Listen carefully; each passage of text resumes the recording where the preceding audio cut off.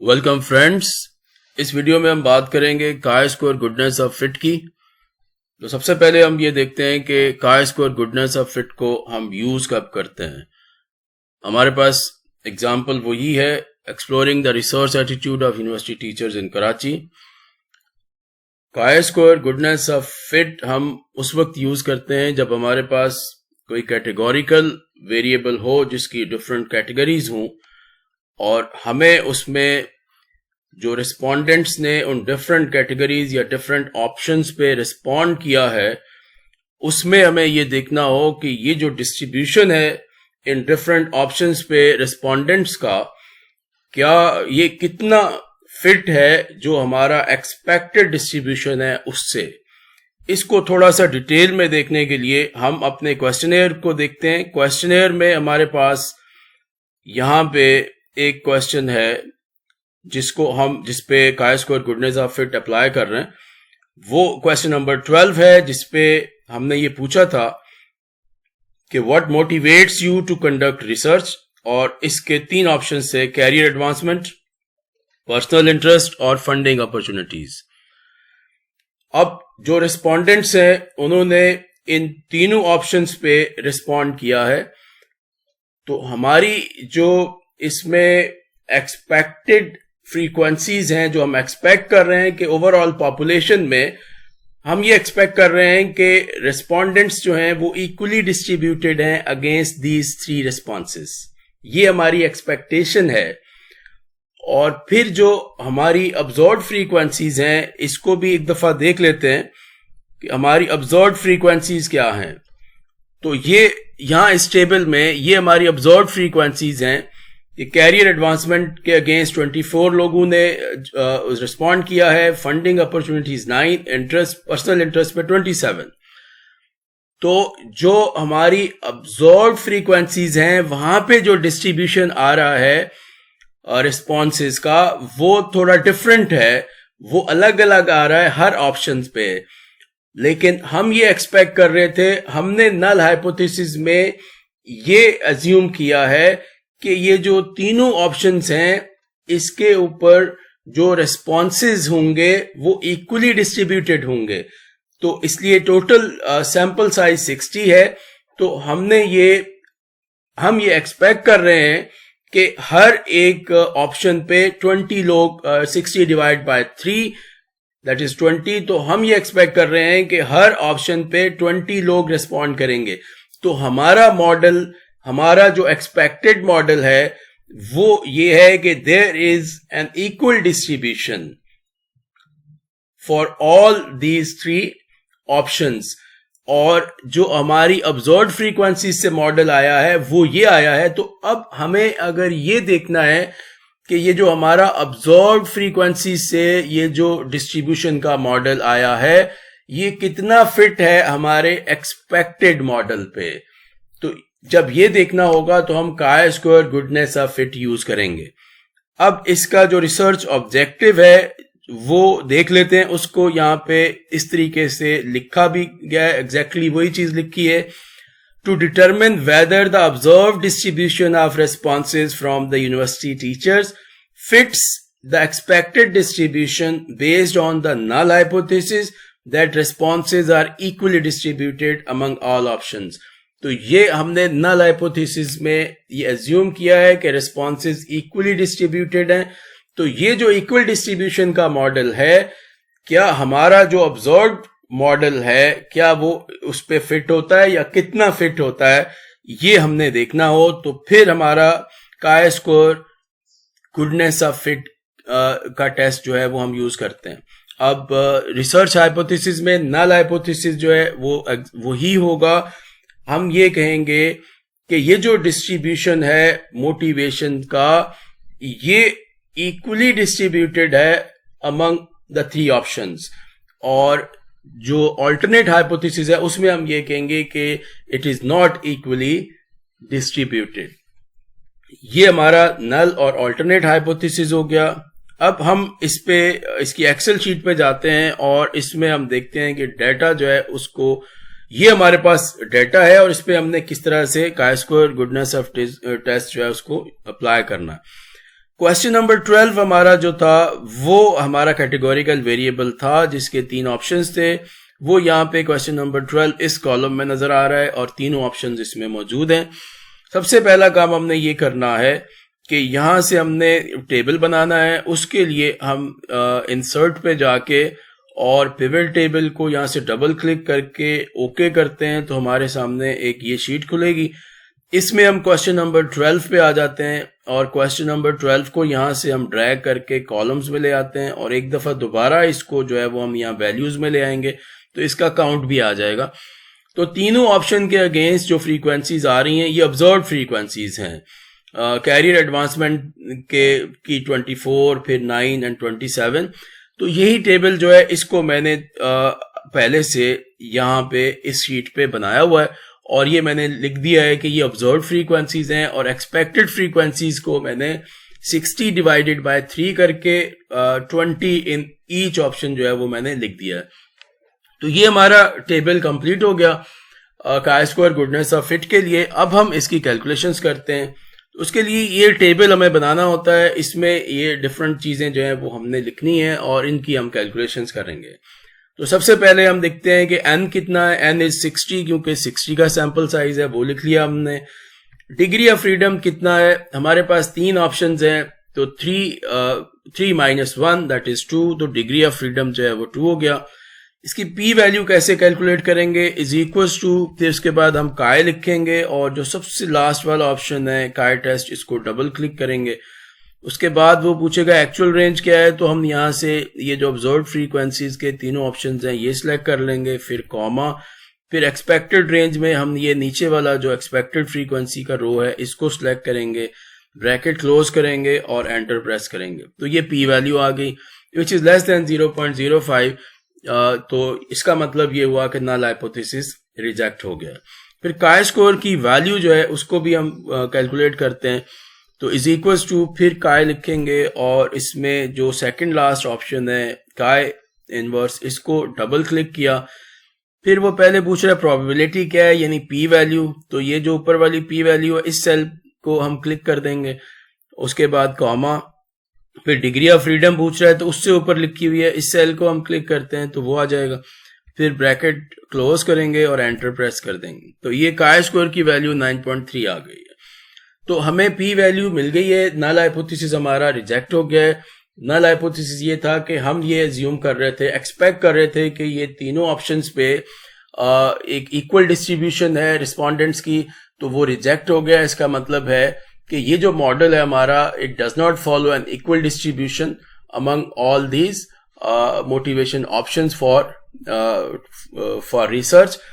अब हम Cramer's we calculate करेंगे जो कि इफेक्ट साइज के लिए हम करते हैं काय स्क्वायर में, और chi square goodness of fit में हम इसको देखते हैं कि ये नल हाइपोथेसिस रिजेक्ट हो गया है। अब इसका इफेक्ट साइज कितना है, तो उसके लिए हम यहाँ पे इज इक्वल्स टू प्रेस करेंगे और इसका फॉर्मूला जो है वो ये लिखा हुआ है। तो इज इक्वल्स टू के बाद हम एस क्यू आर टी को हम डबल क्लिक करेंगे तो हमारे पास वो काय स्कोर की स्टैटिस्टिक्स पूछेगा। तो काय स्कोर की वैल्यू हमारी ये है 9.3, हमने ये लिख दिया, divided by sample size. Sample size हमारा जो है वो 60 है, हमने 60 लिखा, मल्टीप्लाइड बाय, अब इसके बाद आ रहा है minimum of rose and columns -1 कि रोज और कॉलम में से मिनिमम क्या है। तो हमारे पास रोज जो है वो कितनी है और कॉलम्स कितने, रोज हमारी 2 है और कॉलम्स हमारे 3 हैं, तो मिनिमम हो गया 2। तो 2 - 1 दैट इज 1। तो इसका मतलब है कि 60 मल्टीप्लाइड बाय 1 करना है। तो 60 मल्टीप्लाइड बाय 1 किया, उसके बाद हम ब्रैकेट जो है उसको क्लोज कर देंगे और ब्रैकेट क्लोज करने के बाद हम एंटर प्रेस करेंगे तो हमारे पास क्रैमर्स वी की ये वैल्यू आ जाएगी। 0.394 आया। तो 0.394 जो है ये एक मॉडरेट एसोसिएशन है क्योंकि ये नीचे उसकी रेंज दी हुई है 0.3 से लेके 0.5 तक, ये मॉडरेट एसोसिएशन है। तो ये हमें इफेक्ट साइज उसका पता चल गया है कि ये मॉडरेट इफेक्ट साइज है। नेक्स्ट हम पोस्ट हॉक करेंगे। जब हम chi square goodness of fit करते हैं तो हमें ये देखना है, अब हमें ये तो पता चल गया कि ये जो तीनों डिफरेंट ऑप्शंस हैं, इन तीनों ऑप्शंस में इक्वल डिस्ट्रीब्यूशन नहीं है, ये हमें पता चल गया। और ये भी हमें पता चल गया कि जो हमारा मॉडल था इक्वल डिस्ट्रीब्यूशन का, जो कि नल हाइपोथेसिस में हमने अज्यूम किया था, वो रिजेक्ट हो गया है। इसका मतलब है कि इक्वल नहीं है, कुछ डिफरेंट है। अब फर्दर हमने ये देखना है कि ये रिजेक्ट तो हो गया है, लेकिन ये किस वजह से रिजेक्ट हुआ है, यानी कौन से ऑप्शन में ज्यादा डिफरेंस आया है। जैसे कि यहाँ कैरियर में ऑब्जर्व्ड फ्रीक्वेंसीज 24 थी लेकिन एक्सपेक्टेड 20 थी, इतना ज्यादा फर्क नहीं है। फंडिंग में काफी डिफरेंस है, हमारी ऑब्जर्व्ड फ्रीक्वेंसीज 9 है, एक्सपेक्ट हम 20 कर रहे थे, तो इसमें काफी कम आया है रिस्पॉन्स। और पर्सनल इंटरेस्ट में हम एक्सपेक्ट 20 कर रहे थे लेकिन उसमें ज्यादा आया है। तो अब हमें ये देखना है कि ये जो तीनों ऑप्शंस हैं, इसमें ऑब्जर्व्ड और एक्सपेक्टेड फ्रीक्वेंसीज में ये जो डिफरेंस आ रहा है, ये किस में ये जो डिफरेंस है ये सिग्निफिकेंट डिफरेंस है। और फिर हमें पता चलेगा कि इस पर्टिकुलर ऑप्शन में सिग्निफिकेंट डिफरेंस की वजह से ओवरऑल जो हमारा मॉडल है वो रिजेक्ट हुआ है, वो फिट नहीं हुआ। तो ये चीज पता करने के लिए हम पोस्ट हॉक टेस्ट करते हैं, और पोस्ट हॉक टेस्ट के लिए हमने स्टैंडर्डाइज एडजस्टेड रेजिड्यूल्स जो है वो कैलकुलेट करना होता है, जिससे हमें पता चलेगा कि ये जो डिफरेंस आया है ये असल में इन जो तीनों ऑप्शंस में सबसे ज्यादा किसकी वजह से आया है। तो एक एक करके हर ऑप्शन के लिए हम करेंगे। जैसे पहले कैरियर के लिए हम करेंगे, तो कैरियर के लिए हमने स्टैंडर्डाइज्ड एडजस्टेड रेजिड्यूल्स कैलकुलेट करने हैं। तो उसके लिए हमने यहाँ पे लिखा इज इक्वल्स टू, और उसके बाद जो है वो हमारी ऑब्जर्व्ड फ्रीक्वेंसी जो है वो ये है। पहले हम एक ब्रैकेट लगा लेते हैं, ब्रैकेट लगाया, उसके बाद हमारी observed frequency minus expected frequency ये लिखा हमने, उसके बाद ब्रैकेट क्लोज कर दिया, डिवाइडेड बाय स्क्वायर रूट में SQRT लिखा, तो स्क्वायर रूट को डबल क्लिक किया तो स्क्वायर रूट आ गया। इसके बाद हमारी एक्सपेक्टेड फ्रीक्वेंसी आएगी विच इज 20, इसको एक दफा फिर क्लिक कर देते हैं, फिर स्टेरिक साइन, ये स्टेरिक साइन आ गया। इसके बाद फिर हमने ब्रैकेट स्टार्ट करना है और 1 माइनस, और फिर ब्रैकेट स्टार्ट करना है, फिर एक्सपेक्टेड फ्रीक्वेंसी दोबारा इसको क्लिक करेंगे, दोबारा इसी सेल को क्लिक किया तो फिर आ गई ये एक्सपेक्टेड फ्रीक्वेंसी, और फिर डिवाइडेड बाय रो टोटल। तो ये रो टोटल जो है ये 60 है, तो यहां पर हम 60 लिख देंगे। उसके बाद हम ब्रैकेट क्लोज करेंगे, एक ब्रैकेट क्लोज कर दिया, फिर दूसरा ब्रैकेट हमने क्लोज कर दिया, फिर तीसरा ब्रैकेट क्लोज करके हम इसको एंटर प्रेस कर देंगे। तो ये हमारा कैरियर अपॉर्चुनिटी, कैरियर एडवांसमेंट का जो मोटिवेशन था उसका स्टैंडर्डाइज्ड एडजस्टेड रेजिड्यूल जो है वो हमें मिल गया 1.09 का। इसी तरीके से हम फंडिंग के लिए कर लेते हैं, तो is equals to bracket start, इसकी ऑब्जर्व्ड फ्रीक्वेंसी, उसके बाद हमने माइनस और फिर एक्सपेक्टेड फ्रीक्वेंसी, ब्रैकेट क्लोज, फिर डिवाइडेड बाय स्क्वायर रूट, फिर इसको डबल क्लिक किया, स्क्वायर रूट के बाद फिर एक्सपेक्टेड फ्रीक्वेंसी होगी विच इज 20, और फिर स्टेरिक साइन आएगा, ये स्टेरिक साइन आ गया, फिर ब्रैकेट स्टार्ट, फिर 1 माइनस, उसके बाद फिर ब्रैकेट स्टार्ट, फिर expected frequency divided by row total which is 60, और फिर हम ब्रैकेट क्लोज करते जाएंगे और 3 ब्रैकेट क्लोज कर देंगे, तो ये हमारी इसकी वैल्यू आ जाएगी। एग्जैक्टली ऐसे ही हम तीसरा वाला करेंगे, और तीसरे वाले में भी वही हमने किया, is equals to bracket start, observed frequency इसकी 20 है, फिर माइनस एक्सपेक्टेड फ्रीक्वेंसी, ऑब्जर्व 27 थी, एक्सपेक्टेड 20 है, ब्रैकेट क्लोज, उसके बाद डिवाइडेड बाय स्क्वायर रूट को डबल क्लिक किया, उसके बाद जो है वो एक्सपेक्टेड फ्रीक्वेंसी को वापस से लिखा, फिर इनटू स्टेरिक साइन, फिर bracket start 1 minus bracket start expected frequency again divided by row total which is 60, then bracket close करें और फिर हम एंटर प्रेस करेंगे तो ये हमारे पास पोस्ट हॉक में स्टैंडर्डाइज्ड एडजस्टेड रेजिड्यूल्स आ गए हैं और इनको हम अब इंटरप्रेट करेंगे। इनकी इंटरप्रिटेशन इस तरह से होती है कि हम देखते हैं कि प्लस 1.96 माइनस 1.96 से लेके प्लस 1.96 तक अगर इनकी वैल्यू जो है 1.96 से बड़ी आए, प्लस 1.96 से बड़ी हो या माइनस 1.96 से छोटी आए, ये जो एडजस्टेड रेजिड्यूल्स हैं स्टैंडर्डाइज हुए हुए हैं, अगर इनकी वैल्यू 1.96 से बड़ी आए या माइनस 1.96 से छोटी आए तो फिर हम ये कहेंगे कि ये जो ऑब्जर्व्ड और एक्सपेक्टेड फ्रीक्वेंसीज हैं इनमें जो डिफरेंस है दैट इज सिग्निफिकेंट डिफरेंस, वो स्टैटिस्टिकली सिग्निफिकेंट डिफरेंस कहलाएगा।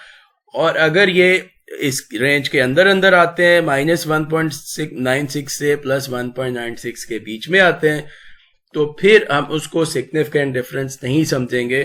तो यहां हम देखते हैं कि हमारे पास ये जो फंडिंग अपॉर्चुनिटीज में जो वैल्यू आई है वो माइनस 3.01 आई है, which is less than minus 1.96। इसका मतलब ये है कि फंडिंग अपॉर्चुनिटीज में जो ऑब्जर्व्ड फ्रीक्वेंसीज आई हैं they are significantly less than the expected frequencies, तो ये उससे सिग्निफिकेंटली कम आई हैं। बाकी जो दोनों हैं कैरियर अपॉर्चुनिटीज, कैरियर एडवांसमेंट और पर्सनल इंटरेस्ट, इसमें ऑब्जर्व्ड और एक्सपेक्टेड फ्रीक्वेंसीज में जो डिफरेंस है वो स्टैटिस्टिकली सिग्निफिकेंट नहीं है। 1.09 है, ये 1.96 से छोटी वैल्यू है। इसी तरह से 1.917 है, ये भी 1.96 से कम है।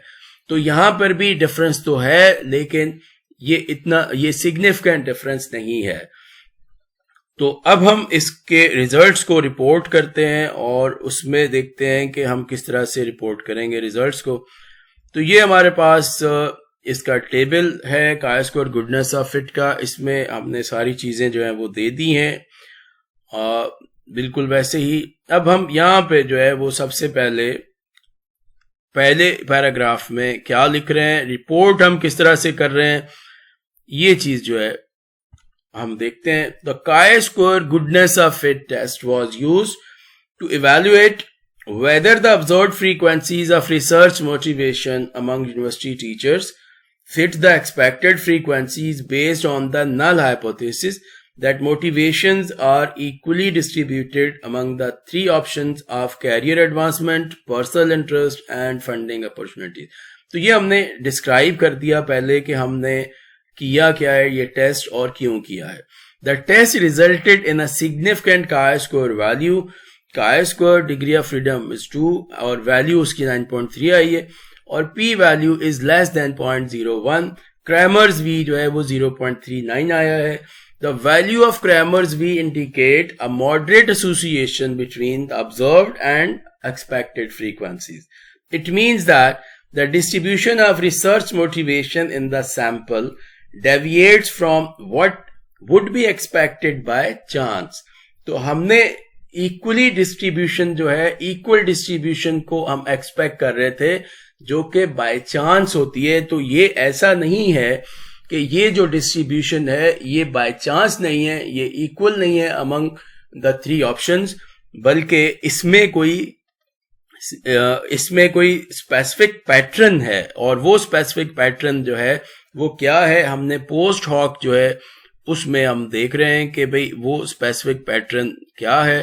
पोस्ट हॉक में हमें पता चला The post hoc analysis using standardized adjusted residuals revealed that observed frequencies for career advancement, ये उसकी जो स्टैंडर्डाइज एडजस्टेड रेजिड्यूल की वैल्यू लिखी हुई है कैरियर एडवांसमेंट की, एंड पर्सनल इंटरेस्ट उसकी वैल्यू ये है, were not significantly higher than the expected. ये उससे ज्यादा तो है, हायर तो है, हमारी जो एक्सपेक्टेड फ्रीक्वेंसी से ये ज्यादा है, ये भी उससे ज्यादा है. और यहां पर जो हमारी वैल्यूज आ रही हैं स्टैंडर्डाइज एडजस्टेड रेजिड्यूल्स की, ये भी पॉजिटिव आ रही हैं. 1.9 प्लस में आ रही है, ये 1.09 जो है ये भी पॉजिटिव है. तो पॉजिटिव का मतलब होता है कि ये ज्यादा आ रही हैं, हमारी जो ऑब्जर्व्ड फ्रीक्वेंसीज हैं वो एक्सपेक्टेड से ज्यादा हैं, तो पॉजिटिव होता है.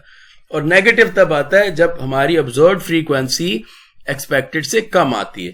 लेकिन हमने देखना ये है कि ये ज्यादा होना या कम आना ये स्टैटिस्टिकली सिग्निफिकेंट भी है या नहीं है. तो इस केस में ये जो दोनों ऑप्शंस हैं, कैरियर वाला और इंटरेस्ट वाला, इसमें हमारी ऑब्जर्व्ड फ्रीक्वेंसीज थोड़ी ज्यादा तो हैं लेकिन ये स्टैटिस्टिकली सिग्निफिकेंट नहीं है. तो जो ओवरऑल डिफरेंस आया है वो इस वाले ऑप्शन की वजह से आया है, जो कि फंडिंग अपॉर्चुनिटीज का था, जिसमें हमारी ऑब्जर्व्ड फ्रीक्वेंसीज काफी कम आई हैं एक्सपेक्टेड फ्रीक्वेंसीज से. तो इसको हमने रिपोर्ट किया कि were not significantly higher than the expected, whereas the observed frequency for funding opportunities -3.01 was significantly lower from the expected. So these results suggest that university teachers are least likely to be motivated by funding opportunities, क्योंकि इसकी value -3.01 है, यानी जो observed frequency है वो कम आई है expected से और काफी कम है, स्टैटिस्टिकली सिग्निफिकेंट है.